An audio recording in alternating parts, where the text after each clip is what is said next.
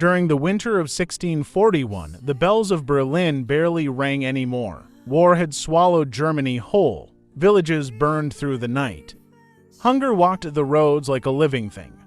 The 30 Years' War had turned once beautiful towns into graveyards of smoke and ash, and in the middle of that darkness walked a quiet Lutheran pastor named Paul Gerhardt. He had already buried people he loved. Disease stole children from their mothers. Soldiers looted homes without mercy. Even churches became shelters for the dying. Yet every Sunday, Gerhardt climbed into the pulpit with trembling hands and spoke not about despair but hope. People couldn't understand it. How could a man living through hell write words filled with peace? But late at night, by candlelight, Gerhardt poured his grief into hymns. Not polished poetry, not theology for scholars.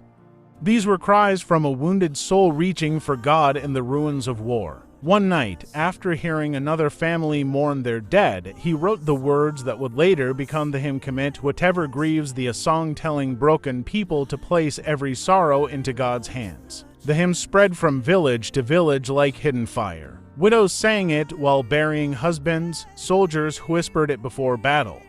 Children learned the melodies in homes with no bread left on the table. Then came another hymn, Now Rest Beneath Night's Shadow, a gentle evening prayer written for people who didn't know if they would survive until morning. But his most enduring legacy would become O Sacred Head, Now Wounded. Its haunting words painted the suffering of Christ so personally, so emotionally, that generations wept while singing it during Holy Week. Centuries later, the hymn would travel far beyond Germany, filling cathedrals across the world. Yet few remembered the broken world in which it was written. Paul Gerhardt never became rich, never commanded armies, never held political power. But while kings fought wars that destroyed nations, one pastor used hymns to keep faith alive among the suffering. And nearly 400 years later, his songs still comfort people in their darkest nights. Subscribe for more.